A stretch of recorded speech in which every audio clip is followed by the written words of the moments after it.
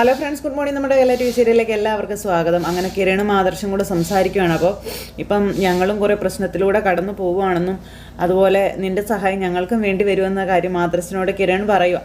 അപ്പോൾ അതിൻ്റെ സമയമാകുമ്പോൾ ഒക്കെ ഞാൻ പറയാം. ഇപ്പം നീ വിളിപ്പിച്ച കാര്യം എന്താണെന്ന് പറയുകയാണ് കിരൺ. അപ്പോൾ AN ജ്വല്ലറിയെ നമ്മുടെ പരിധിക്കുള്ളിൽ കൊണ്ടുവരണമെന്നുള്ള കാര്യം ആദർശ് പറയുക. അതായത് അവിടെ നിത്യേന നടക്കുന്ന കാര്യങ്ങൾ, അവരുടെ പണത്തിൻ്റെ സോഴ്സ്, പിന്നെ അവർക്ക് പിന്നിൽ പ്രവർത്തിക്കുന്ന കരങ്ങൾ, ഇതൊക്കെ കൃത്യമായി മനസ്സിലാക്കിയേ പറ്റൂ എന്ന് ആദർശ് കിരണിനോട് പറയുക. പിന്നെ എനിക്കാണെങ്കിൽ ഇപ്പോഴത്തെ ആ മാനസികാവസ്ഥയിൽ ഒറ്റയ്ക്കും ചെയ്യാനൊന്നും പറ്റുന്നില്ല. നയനയില്ലാത്തത് എന്നെ വല്ലാണ്ട് ബാധിച്ചുകൊണ്ടിരിക്കുകയാണെന്ന കാര്യവും പറഞ്ഞു. അന്നേരം എടാ അതങ്ങനെയല്ലേടാ, നീ വന്നപ്പോൾ അവളെ കൂടി കൊണ്ടുവന്നുവിടായിരുന്നു എന്ന് ചോദിച്ചു കിരണേ. അപ്പോൾ എടാ അതെങ്ങനെ പറ്റും? അവളുടെ ഇപ്പോഴത്തെ അവസ്ഥ എന്താണെന്ന് നിനക്കറിയാവുന്നതല്ലേ? ഈ ഒരു സമയത്ത് ഞാൻ അടുത്ത് അലഞ്ഞു തിരിഞ്ഞ് നടക്കുമ്പോൾ അവളെ നോക്കാൻ ഒരാൾ വേണ്ടേന്ന് ചോദിച്ചു. അപ്പോൾ അങ്ങനെയാണെങ്കിൽ നയനയും കുട്ടി എൻ്റെ വീട്ടിലേക്ക് വന്നുകൂടായിരുന്നു, അവിടെ നിന്ന് നമുക്ക് ഒരുമിച്ച് കാര്യങ്ങൾ നീക്കാമായിരുന്നല്ലോ എന്ന് കിരൺ പറയുമ്പം എടാ ഞാൻ എങ്ങോട്ടേക്കും ഇല്ല, നിനക്കിപ്പോൾ എന്നെ ഒന്ന് സഹായിക്കാൻ പറ്റുമെന്ന് ചോദിച്ചു. എടാ അതെന്തൊരു ചോദ്യമാണ് നീ എന്നോട് ചോദിക്കുന്നത്? നിനക്കൊരു പ്രശ്നം ഉണ്ടാകുമ്പോൾ നീ എനിക്ക് അന്യനൊന്നും അല്ലല്ലോ. എടാ എൻ്റെ കുടുംബക്കാരൻ തന്നെയല്ലേ നീ ധൈര്യമായിട്ടിരിക്കും, നമുക്ക് കണ്ടുപിടിക്കാമെന്ന് കിരൺ പറഞ്ഞും കൊടുത്തു. ആ ഗംഗാപ്രസാദിൻ്റെ വാർത്തകൾ നീ നിരന്തരം കേട്ടോണ്ടിരിക്കുകയാണല്ലോ എന്ന് ചോദിക്കുമ്പോൾ അതേന്ന് പറഞ്ഞു. കാർത്തികയുടെ കല്യാണം പോലും ഇപ്പം മുൾമനയിലാണ്, അതിനെ അതിജീവിച്ചാണ് ഞങ്ങളിപ്പോൾ നടക്കുന്നതെന്ന കാര്യവും കിരൺ പറഞ്ഞു. അത്രയും വലിയ പ്രശ്നമൊന്നും അല്ലടാ നിൻ്റെ പ്രശ്നം എന്ന് കിരൺ പറയുമ്പം ഞാൻ വീട് വിട്ട് പോകുന്നത് കൊണ്ട് എൻ്റെ വീട്ടിലുള്ള എല്ലാവർക്കും നല്ല വിഷമമായി കാണും. അവരെല്ലാവരും ഭയങ്കര സങ്കടത്തിലാണ്. കാർത്തികയുടെ കല്യാണം മുടങ്ങിയപ്പോൾ നിങ്ങൾക്കുണ്ടായ അതേ വിഷമം തന്നെയാണ് ഇപ്പോൾ എൻ്റെ വീട്ടിലുള്ളവരും നേരിട്ടുകൊണ്ടിരിക്കുന്നതെന്ന കാര്യവും കിരൺ ഇങ്ങനെ കിരണിനോട് ആദർശ് പറയണം. അപ്പോൾ എൻ്റെ തറവാട്ടിലേക്ക് എനിക്ക് തിരിച്ച് കയറണം, എൻ്റെ കഴിവിനെ ചോദ്യം ചെയ്ത മുത്തശ്ശന് മുന്നിൽ എനിക്ക് ജയിച്ച് കാണിക്കണോടാന്നൊക്കെയാണ് ആദർശ് കിരണിനോട് പറയണത്. അതിലുപരി മുത്തശ്ശനും മുത്തശ്ശൻ്റെ കാരണവന്മാരും കൂടി പടുത്തുയർത്തി മൂർത്തീസ് ജ്വല്ലറി ഇപ്പോൾ ഉണ്ടായ തകർച്ചയിൽ നിന്നും എനിക്ക് ഉയർത്തി എഴുന്നേൽപ്പിക്കണമെന്നും പറഞ്ഞു. നിൻ്റെ സ്ഥാനത്ത് ഇപ്പോൾ ആരാ MD ആയിട്ട് വരാൻ പോകുന്നതെന്ന് ചോദിക്കുമ്പോൾ അതെനിക്കറിയില്ല. മുത്തശ്ശൻ എന്നോട് ആ കസേര ഒഴിയാൻ പറയുന്നതിന് മുന്നേ തന്നെയാണ് ഞാൻ അത് റിസൈൻ ചെയ്തതെന്നും അനി ആകണേ എന്ന എൻ്റെ പ്രാർത്ഥന എന്ന് ആദർശ്. അവന് കൊടുത്ത ജോലി ഭംഗിയായിട്ട് ചെയ്യുന്നുണ്ടല്ലോ, പക്ഷേ മൂർത്തീസ് ജ്വല്ലറി MD ആകാനുള്ള കഴിവും പക്വതയൊക്കെ അവനുണ്ടോടാന്ന് കിരൺ ചോദിക്കുമ്പോൾ മറ്റൊരാൾ ആ സ്ഥാനത്ത് വരുന്നത് എനിക്ക് സഹിക്കാൻ പറ്റുന്ന കാര്യമല്ല എന്ന് പറഞ്ഞു.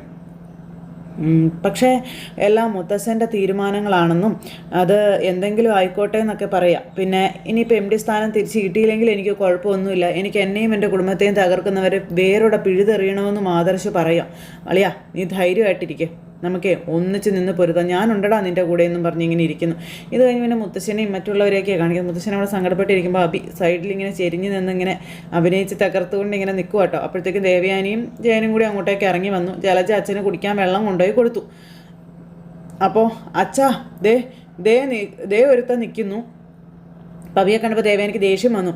തെറ്റുകൾ മാത്രം ചെയ്യുന്നവനാണ് ഇവനെന്നും പിന്നെ അവൻ എപ്പോഴും ഇവിടെ ഉണ്ടല്ലോ എന്നും ദേവയാനി പറയാം. ഇവൻ ചെയ്തതുപോലത്തെ തെറ്റുകൾ, കള്ളത്തരങ്ങൾ ചെയ്ത ചെറുപ്പക്കാരെ ഈ ഭൂമിയിൽ തന്നെ കുറവാണെന്ന കാര്യവും ദേവയാനി പറയാം. അങ്ങനെയുള്ളവൻ ഈ വീട്ടിനകത്ത് നിൽക്കുമ്പോൾ എൻ്റെ ആദർശ് വീട് വിട്ടു പോയത് ഒരിക്കലും ന്യായീകരിക്കാൻ പറ്റില്ല ചായ എന്ന് ദേവയാനി പറയുമ്പോൾ ഞാൻ പറഞ്ഞു അവനോട് പോകാനെന്ന് ചോദിച്ചു മുത്തശ്ശൻ. ജയ നിൻ്റെ അമ്മയും ഇതുപോലെ എന്നെ കുറ്റപ്പെടുത്തുന്നുണ്ടെന്ന് മുത്തശ്ശൻ അന്നേരം പറയാം.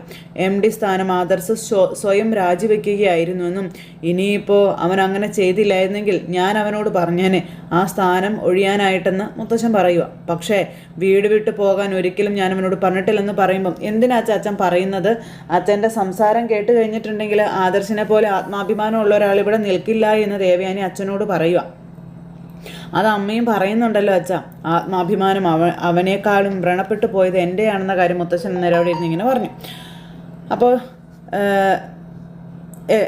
എല്ലാ സ്വർണ്ണ ബിസിനസ്സുകാരും ചില 5 സ്റ്റാർ ഹോട്ടലുകളിൽ ഒത്തുകൂടാറുണ്ട്. അവിടെ ചെല്ലുമ്പോൾ ഞാനായിരുന്നു അവിടുത്തെ സ്റ്റാർ, അവിടെ ചെല്ലുമ്പോൾ എല്ലാവർക്കും ബഹുമാനമായിരുന്നു എന്നെ. ഇനിയിപ്പോൾ ആ സ്ഥാനത്ത് പൊന്നാട അണിച്ച് സ്വീകരിക്കുന്നത് AN ജ്വല്ലറിയുടെ MD ആയിരിക്കും എന്ന കാര്യം മുത്തശ്ശൻ ഇങ്ങനെ ഇവരോട് പറയുക. അപ്പോൾ അത് കേട്ടപ്പോൾ ജലജയ്ക്ക് അപ്പിക്കും ഭയങ്കര സന്തോഷം. ഇങ്ങനെ കുറുക്കൻ്റെ കണ്ണുമായിട്ട് നിൽക്കുവാണ്. അത്തരം രംഗങ്ങളൊക്കെ എനിക്ക് ചിന്തിക്കാൻ പറ്റാത്ത കാര്യങ്ങളാണെന്ന് പറയുമ്പം ഞാൻ ചോദിച്ചതിനുള്ള ഉത്തരം അച്ഛൻ പറഞ്ഞില്ല എന്ന് ദേവയാനി അന്നേരം മുത്തശ്ശനോട് പറഞ്ഞു. ഇവൻ ഇവിടെ നിൽക്കുമ്പോൾ ആദർശ് പുറത്തു പോകേണ്ട കാര്യം ഉണ്ടായിരുന്നു എന്ന്. ഇപ്പോൾ മുത്തശ്ശൻ ചാടി അങ്ങ് എഴുന്നേറ്റിട്ട് ആ വെള്ളം എടുത്ത്, അതായത് കുടിക്കാൻ കൊടുത്ത വെള്ളം എടുത്ത് അബിയുടെ മുഖത്തേക്ക് അങ്ങ് ഒഴിച്ചു. തിളച്ച വെള്ളമായിരുന്നു. അയ്യോ എന്നും പറഞ്ഞുകൊണ്ട് അബി ഇങ്ങനെ നിൽക്കുക കേട്ടോ. അയ്യോ ജലജ എന്തം വിട്ട് ഇങ്ങനെ നിൽക്കുക. എന്തായാലും അബിക്ക് കിട്ടാനുള്ളത് അങ്ങനെ അങ്ങ് കിട്ടി. അത് ബോധിച്ചങ്ങനെ നിൽക്കുകയാണ് ഇവർ. ദേവയാനിക്ക് ഇതൊന്നും കണ്ടിട്ടും വലിയ പ്രത്യേകത ഒന്നും തോന്നുന്നില്ല. ദേവയാനി ഇങ്ങനെ തല തിരിച്ച് എന്നെ ഇങ്ങനെ നിൽക്കുക. മുത്തച്ഛനോടുള്ള ദേഷ്യം നീ കണ്ടോ, ചെറിയ ചൂടേ ഉള്ളൂ വെള്ളത്തിന്, എങ്കിലും ഞാൻ കുടിച്ചതിൻ്റെ ബാക്കിയാണ്. ആദ്യം ഇവൻ്റെ മുഖത്തേക്കാണ് ഞാൻ ഒഴിച്ചത്, എന്നിട്ടും ഇവൻ പോയില്ലല്ലോ. ആദ്യം ഇവൻ്റെ സ്വഭാവമാണെന്നുള്ള കാര്യം മുത്തശ്ശൻ പറയുവാണേ. അന്തം വിട്ട് നോക്കും അമ്മയും മോനും. അപ്പം അതായിരുന്നല്ലേ ഉദ്ദേശം എന്നുള്ള രീതിയിൽ. അങ്ങനെ ആത്മാഭിമാനവും അന്തസ്സും നട്ടല്ലും ഇല്ലാത്തവന്മാർ കുടുംബത്തിനകത്ത് പിടിച്ചു നിൽക്കാൻ തന്നെ ശ്രമിക്കും. അപ്പോഴതെല്ലാം അഭി ഇങ്ങനെ കയ്യോട് കണ്ട് നിൽക്കും.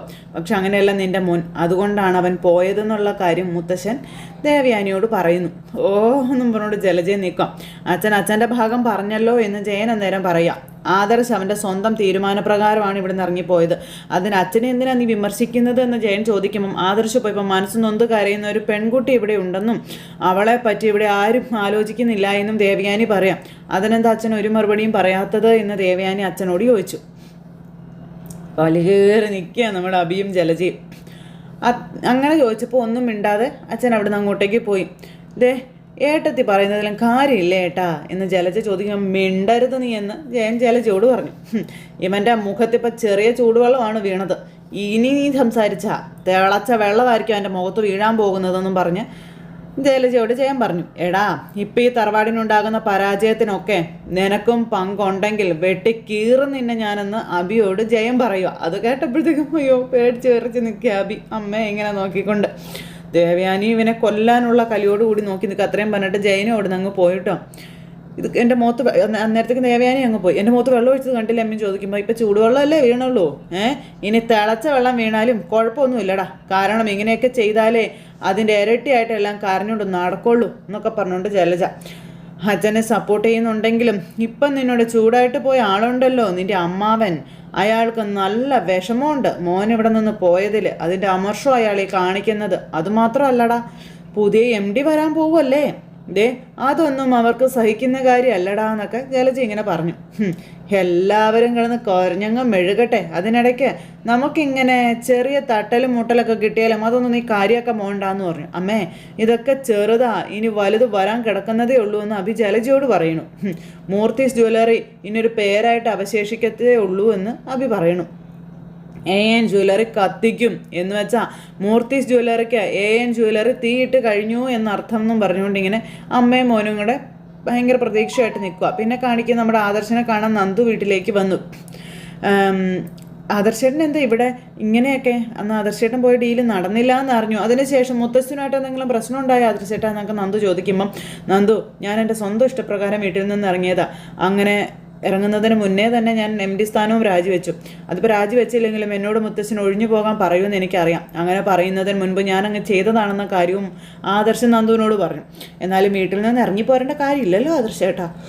അങ്ങനെയെങ്കിൽ ആ അബിയെ എത്ര തവണ വീട്ടിൽ നിന്ന് പുറത്താക്കേണ്ടതാണെന്ന് ചോദിക്കുക.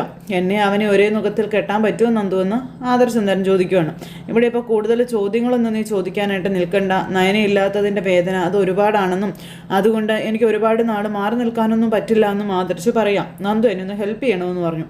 എന്ത് വേണമെങ്കിലും ചെയ്യാം, അതിനു വേണ്ടി എത്ര സമയം വേണമെങ്കിലും മാറ്റി വയ്ക്കുകയും ചെയ്യാം, ആദർശേട്ടൻ പറഞ്ഞോളാൻ പറഞ്ഞു. അന്നേരം അങ്ങനെ ഒരുപാട് സമയമൊന്നും എനിക്ക് വേണ്ടി മാറ്റി വയ്ക്കണമെന്ന് ഞാൻ പറയുന്നില്ല.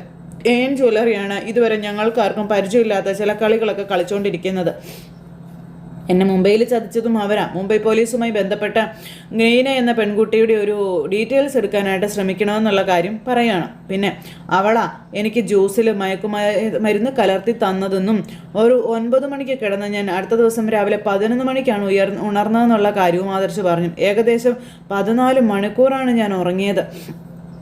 അതിനിടയിൽ ഒരു 100 മിസ് കോൾ വന്നു കാണും. നയന പോലും ഒരു 10 തവണ വിളിച്ചിട്ടുണ്ടെന്ന് പറഞ്ഞു. ആദർശേട്ടനെ വിളിച്ചിട്ട് കിട്ടുന്നില്ല എന്നും പറഞ്ഞ് നയനേച്ചി അന്ന് എന്നോട് വിഷമിച്ച് സംസാരിച്ചായിരുന്നു ആദർശേട്ടാ. ഇതൊക്കെ ഞങ്ങളുടെ ബിസിനസ്സിലെ ഇതുവരെ സംഭവിക്കാത്ത കാര്യങ്ങളാണെന്ന് ആദർശ നേരം നന്ദുവിനോട് പറയാം. അതും മൂർത്തീസ് ജ്വല്ലറി തൊട്ട് കളിക്കാൻ വേണ്ടി ഒരുമാതിരിപ്പെട്ട എല്ലാവരും ഒന്ന് ഭയപ്പെടുമെന്ന് പറയുമ്പോൾ എന്തായാലും ആദർശേട്ടൻ വിഷമിക്കൊന്നും വേണ്ട.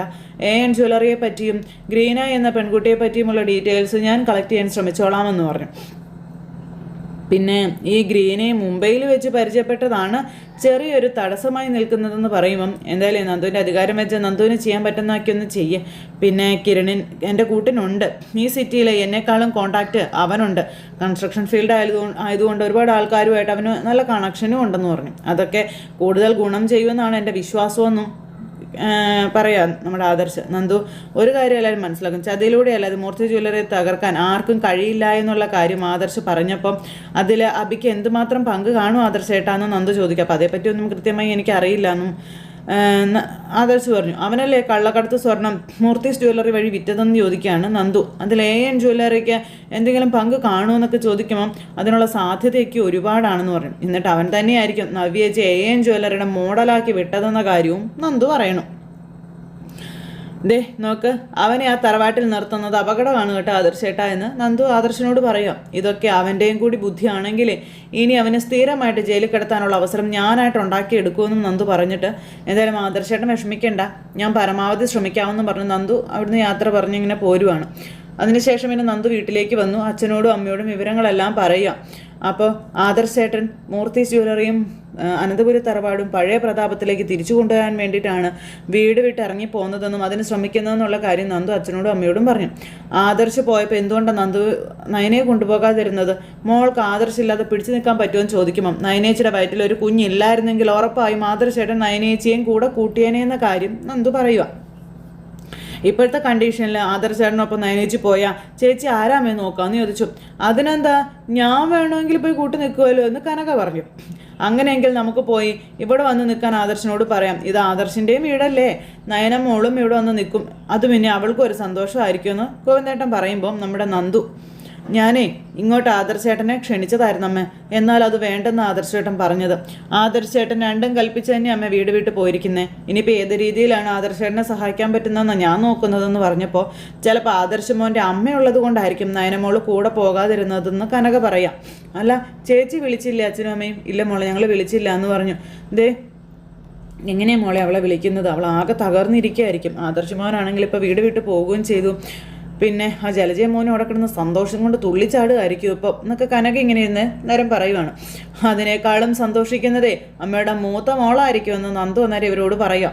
അവൾക്കാണല്ലോ ഇപ്പം ആദർശേട്ടനോട് ദേഷ്യം കൂടുതൽ, പകയും.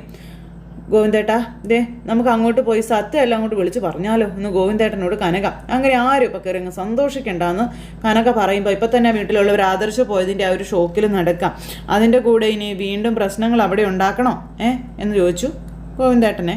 പിന്നെ എന്തായാലും സത്യം മാത്രമേ വിജയിക്കത്തുള്ളൂ കനക്കെ, ആദർശ് വിജയിച്ച് തന്നെ തിരിച്ചു വരാനൊരു സംശയവും വേണ്ട എന്ന് പറഞ്ഞു. അപ്പോൾ AN ജ്വല്ലറിയുടെ പിന്നിലുള്ളത് ആരാണെന്ന് കണ്ടെത്തണം എനിക്കെന്നും പറഞ്ഞുകൊണ്ട് നന്ദു ഇങ്ങനെ പറയുവാണ്. അതും പറഞ്ഞ് നന്ദു അകത്തേക്ക് കയറിപ്പോയി. അത് കഴിഞ്ഞ് പിന്നെ കാണിക്കുന്ന അബിയാട്ടോ. അബിയും ജലജയും കൂടി അവിടെ നിന്ന് ഇങ്ങനെ നമ്മുടെ കനകയെ പറ്റി സംസാരിക്കുക. അവളുണ്ടല്ലോ പൂതന കനക, അവൾ സത്യങ്ങൾ പറയാനായിട്ടേ വരത്തുള്ളൂ എന്നൊക്കെ പറഞ്ഞുകൊണ്ട് അപ്പോൾ അബി ഇങ്ങനെ നോക്കുക. അവൾ വന്നു കഴിഞ്ഞാലുണ്ടല്ലോ നമുക്ക് 8ൻ്റെ പണിയായിരിക്കും എന്നൊക്കെ ജലജ ഇങ്ങനെ അബിയോട് പറയണം. അവൾ ആ പണിയായിട്ടേ ഇങ്ങോട്ടേക്ക് വരത്തുള്ളൂ. കഴിഞ്ഞ തവണ വന്നപ്പോൾ തന്നെ എൻ്റെ തറയിലാണ് അവൾ കിടത്തിയതെന്നും ജലജ പറയുക. ഇനി അവൾ എന്നെ അടുക്കളയിൽ കിടത്തുമെന്നൊന്നും പറയാൻ പറ്റത്തില്ല എന്ന്. അന്നേരം അങ്ങനെ കിടത്തിയാലും കിടന്നേ പറ്റത്തുള്ളൂ അമ്മയെന്ന് അബി. ഓഹോ, നീ പട്ടുമത്തേൽ കിടക്കുമ്പോൾ ഞാൻ അടുക്കളയിൽ കിടക്കണം അല്ലേടാ, നീയാണ് ഇതിനൊക്കെ കാരണമെന്ന് ജലജ. സഹിയിട്ട് കഴിഞ്ഞാലുണ്ടല്ലോ ഞാനെല്ലാം വിളിച്ച് കൂവും നിൻ്റെ ഭാര്യയോടെന്ന് ജലജ പറഞ്ഞപ്പോൾ അമ്മേ എന്നും പറഞ്ഞു അബി. അന്നേരം അതോടുകൂടി അടിമത്തം അവസാനിക്കുമെന്നും പറഞ്ഞു ജലജ. അപ്പം അമ്മേ അബദ്ധമൊന്നും കാണിക്കരുത് അമ്മ, മിക്കവാറും നയന ഇവിടുന്ന് പോകും. അപ്പോൾ അങ്ങനെ വന്നാൽ അതിൻ്റെ പിന്നാലെ അമ്മായിയും ഇവിടെ നിന്ന് പോകും. അങ്ങനെ അവരെല്ലാവരും പോയി കഴിഞ്ഞാൽ പിന്നെ നമുക്കിവിടെ സ്വസ്ഥമായിട്ട് സമാധാനമായിട്ടും ജീവിക്കാം അമ്മയെന്ന് പറയാം അബി. എന്തായാലുമേ ഇപ്പം അമ്മായിമ്മയുടെ മരുമകളുടെയും കരച്ചിൽ കാണുമ്പോൾ ഒരു സന്തോഷമൊക്കെ തോന്നുന്നുണ്ടെന്ന് ജലജ. അപ്പോഴാണ് നമ്മുടെ നയനെ അതുവഴി വരുന്നത്. ഇവർ പൊട്ടിച്ചിരിക്കുന്നത് നയനെ കാണുക. അപ്പോൾ എന്താ ചിരിക്കുന്നേ എന്ന് നയന ചോദിച്ചു. അയ്യോ ഞങ്ങൾ ചിരിച്ചില്ലല്ലോ എന്ന് അബി. അല്ലെങ്കിൽ തന്നെ ഞങ്ങളെന്തിനാ ചിരിക്കുന്നതെന്ന് അബി ചോദിക്കാം. ഞങ്ങൾ മനസമാധാനത്തോടെ ചിരിച്ചിട്ട് 4-5 മാസമായി, ഇപ്പം അതുപോലെ കഷ്ടപ്പാടല്ലേ എന്ന് ജലജ. കഷ്ടപ്പാട് തുടങ്ങിയിട്ടേ ഉള്ളൂ എന്ന് നയനെ അന്നേരം അമ്മയോടും മോനോടും പറയാം. അയ്യോ എന്നും പറഞ്ഞു അമ്മ ഇങ്ങനെ നോക്കണു. തലനാരിഴയ്ക്കായി ഇവൻ രക്ഷപ്പെട്ടുകൊണ്ടിരിക്കുന്നതെന്ന് ഓർത്തോ, അല്ലെങ്കിൽ ആദർശേട്ടൻ പോയ ദേഷ്യത്തിനെ ഞാൻ എല്ലാം ചേച്ചിയോട് പറയേണ്ടത് തന്നെയാണെന്ന കാര്യവും നയന പറയുവാണ്. ആ സമയത്ത് ആദർശേട്ടൻ്റെ അച്ഛൻ ഇടപെട്ടില്ലായിരുന്നെങ്കിൽ ഇന്നത്തോടെ തീർന്നേനെ ഇവൻ്റെ അഴിഞ്ഞാട്ടം ഒക്കെയെന്നും നയന ജലജോടും അവിയോടും പറയുമ്പോൾ എൻ്റെ പൊന്നേട്ടത്തെ ഞങ്ങളിപ്പോൾ ഒരു മൂലയ്ക്ക് ചടഞ്ഞു കൂടുകയല്ലേ, ഞങ്ങളെ വീണ്ടും ഉപദ്രവിക്കല്ലേ എന്നും പറഞ്ഞുകൊണ്ട് ഇവൻ അയ്യോഭാവം പറയുമ്പം ആദർശേട്ടൻ ഈ വീട് വിട്ട് പോകാൻ കാരണക്കാരൻ നീ ആണോ എന്ന് പോലും ഞങ്ങൾക്ക് സംശയമുണ്ടെന്ന് നയന അന്നേരം പറഞ്ഞു. പിന്നെ നീ ഇവിടുത്തെയും ജ്വല്ലറിയുടെയും കാര്യങ്ങളൊക്കെ ശത്രുക്കൾക്ക് ചോർത്തി കൊടുത്ത് ചാരപ്പണി ചെയ്യുന്നുണ്ടോ എന്ന് ഞങ്ങൾക്ക് സംശയമുണ്ടെന്ന് പറയുമ്പം എന്താ കേട്ടത് ഈ പറയുന്നത് എന്ന അബി. മൂർത്തി ജ്വല്ലറിയിൽ ഞാനൊരു സ്റ്റാഫ് പോലും അല്ല. പിന്നെ എങ്ങനെ അവിടുത്തെ വിവരങ്ങളൊക്കെ ഞാൻ അറിയുന്നത് എന്ന് അബി നയനയോട് ചോദിക്കും. അപ്പോൾ ജലജ അതേ അവൻ പറഞ്ഞത് ശരിയല്ലേ, അതെങ്ങനെ ഇവൻ ചോർത്തി കൊടുക്കും, ഇവനെങ്ങനെ പറ്റും? ഇതുപോലെ ഇവൻ ഒരുപാട് തവണ നിരപരാധിയൊക്കെ ചമഞ്ഞിട്ടുള്ളതാണെന്ന കാര്യം നയനി അന്നേരം പറഞ്ഞു. ആദർശേട്ടൻ ജയിലിലാണെന്ന് കരുതി അമ്മയും മോനും എത്രമാത്രം സന്തോഷിച്ചിട്ടുണ്ടെന്നൊക്കെ എനിക്ക് നന്നായിട്ട് അറിയാമെന്നും എൻ്റെ ചേച്ചി ഏത് നേരവും ആദർശേട്ടൻ ഈ കിട്ടുന്ന ശിക്ഷയൊക്കെ അനഘയോട് ചെയ്ത പാപത്തിൻ്റെ ഫലമാണെന്നാണ് പറയുന്നതെന്നുള്ള കാര്യവും പറയാണ് നയന. പിന്നെ എന്ന് പറഞ്ഞ് ജലജ നിൽക്കും. അത് കേട്ട് മടുക്കുമ്പോൾ ചിലപ്പോൾ നാവൊന്ന് പിഴച്ചെന്നിരിക്കും. അങ്ങനെ പിഴവ് സംഭവിക്കാതിരിക്കാൻ അമ്മയും മോനും ഒന്ന് ശ്രദ്ധിച്ചോളാനും നയന ഇവർക്ക് രണ്ടുപേർക്കും താക്കീത് കൊടുക്കുക. പിന്നെ എൻ്റെ അമ്മയും അനിയത്തിയൊക്കെ ഈ സംഭവങ്ങൾ അറിഞ്ഞിട്ടുണ്ട്. അതുകൊണ്ട് ഏത് നിമിഷവും ഇങ്ങോട്ടൊരമ്മയുടെ വരവ് നിങ്ങൾക്ക് പ്രതീക്ഷിക്കാമെന്നുള്ള കാര്യവും നയന ഇവരോട് പറഞ്ഞു. അങ്ങനെയാണെങ്കിലേ രണ്ടിൻ്റെയും കഷ്ടപ്പാട് കൂടുമെന്ന് കണക്കാക്കിക്കോളാനും പറഞ്ഞു. അത്രയ്ക്ക് മനസ്സ് നൊന്തായിരിക്കും അമ്മ ഇങ്ങോട്ടേക്ക് വരുന്നതെന്നൊക്കെ പറഞ്ഞ് ആ നൊമ്പരം തീർക്കുന്നത് രണ്ടാളെയും ഇവിടെ ഇട്ട് പെടാപ്പാട് പെടുത്തിയിട്ടായിരിക്കും എന്നുള്ള കാര്യവും പറയാം. അതും പറഞ്ഞിട്ട് അവിടെ നിന്ന് നയനി അങ്ങ് പോയി. ദേ ഇവളെ ഉണ്ടല്ലോ, ഇവളെ ഒന്നും പറയുന്നതും ഇവളോരോട് ഇടയുന്നതും അത്ര ബുദ്ധിയല്ല. അല്ലെങ്കിൽ ഇവിടുന്ന് എങ്ങോട്ടെങ്കിലും ഒന്ന് മാറിപ്പോയാലും മതിയായിരുന്നു എന്നും പറഞ്ഞുകൊണ്ട് അബി ഇങ്ങനെ നിൽക്കണം. ദേ ഇനിയിപ്പോൾ അങ്ങനെ പോയാലും നവ്യ കിടന്ന് വിളിക്കും, അത് അതിനേക്കാളും വലിയ കുഴപ്പമാകും. അവളെ പിണക്കണ്ടടാ, അവൾ കൊണ്ടുവരുന്ന പൈസയുടെ ഒരു ചെറിയ വീതമെങ്കിലും നിനക്ക് തരുന്നുണ്ടല്ലോ എന്ന് ജലജ അബിയോട് പറയുക. അവളെ വെച്ച് നിനക്ക് പൈസ ഉണ്ടാക്കാമെന്ന് നീ നോക്കിക്കോടാ. വലിയ സ്ത്രീധനം മോഹിച്ച് നിനക്കൊന്നും കിട്ടിയില്ലല്ലോ, ഇങ്ങനെയൊക്കെ നമുക്ക് അവളിൽ നിന്ന് അത് ഈടാക്കാടാ എന്നും പറഞ്ഞ് അമ്മ മോന് പറഞ്ഞു കൊടുത്തിട്ട് രണ്ടും കൂടി ഇങ്ങനെ ഇവിടെ നിൽക്കുന്നു. അത് കഴിഞ്ഞ് പിന്നെ കാണിക്കുന്ന ആദർശനായിട്ടോ. അപ്പോൾ ആദർശ് ആരെയോ ഫോണിൽ വിളിക്കും. അപ്പോൾ അയാളോട് ഇവിടുത്തെ കാര്യങ്ങളൊക്കെ അറിഞ്ഞായിരുന്നല്ലോ. സാർ MD സ്ഥാനം രാജിവെച്ചൊക്കെ അറിഞ്ഞു എന്നൊക്കെ ചെറുപ്പക്കാരൻ പറയാം. വല്ലാത്ത കഷ്ടമായിപ്പോയല്ലോ സാറേ എന്നൊക്കെ പറയുമ്പം അതെല്ലാം അവിടെ നിൽക്കട്ടെ. അന്ന് ഞാൻ അവിടെ വന്നപ്പോഴേ എൻ്റെ കാര്യങ്ങളൊക്കെ നോക്കിയിരുന്ന ഒരു ഗ്രീന എന്നൊരു പെൺകുട്ടിയായിരുന്നു. അവൾ ആ US കമ്പനിയുടെ PRO ആണെന്നാണ് പറഞ്ഞതെന്ന് ആദർശ് പറയണേ. പക്ഷെ അത് കള്ളമായിരുന്നു എന്നും അവളെ പറ്റിയുള്ള സകല ഡീറ്റെയിൽസും തപ്പണമെന്ന് പറഞ്ഞു. സാർ ഞങ്ങൾ ജസ്റ്റ് ഒന്ന് അന്വേഷിച്ചായിരുന്നു, അങ്ങനെ ഒരാളെ പറ്റി ഒന്നും അറിയാൻ കഴിഞ്ഞിട്ടില്ല എന്നുള്ള കാര്യം ആ ചെറുപ്പക്കാരൻ ആദർശിനോട് പറയുക. ഞാൻ സ്റ്റേ ചെയ്ത ഹോട്ടലിൽ എല്ലാ സൗകര്യങ്ങളും ഉണ്ടായിരുന്നല്ലോ, അവിടുത്തെ CCTVയിൽ അവളുടെ വീഡിയോയും കാര്യങ്ങളൊക്കെ ഉണ്ടാകും, അതൊക്കെ ഒന്ന് സംഘടിപ്പിക്കാൻ പറഞ്ഞു. ഞങ്ങൾ ആ ഹോട്ടലിൽ പോയൊരു അന്വേഷണമൊക്കെ നടത്തി, പക്ഷേ അവരൊട്ടും സഹകരിക്കുന്നില്ല എന്നും ഒന്നും അവർ പറയുന്നില്ല എന്നും പറയുക. അപ്പോൾ എന്തായാലും ആ CCTV ഫോട്ടേജ് ഒന്ന് കിട്ടുമെന്ന് നോക്ക്, അത് കിട്ടിയാൽ ഉടനെ എന്നെ വിളിക്കണമെന്ന് പറഞ്ഞു. അപ്പോൾ ശരി സാർ ഓക്കെ എന്നും പറഞ്ഞു ഫോൺ അങ്ങ് കട്ട് ചെയ്തു. അതിനുശേഷം നമ്മുടെ ആദർശ് ഇങ്ങനെ രണ്ടും കൽപ്പിച്ച് അവിടെ നിൽക്കുന്നിടത്ത് ഇന്നത്തെ കഥ അവസാനിച്ചു. അപ്പോൾ എല്ലാവരും കാത്തിരുന്ന് കാണണോട്ടോ. എല്ലാവർക്കും നല്ലൊരു ദിവസം ആശംസിക്കാനും വീണ്ടും കാണുന്നത് വരെ എല്ലാവർക്കും ടാറ്റാ.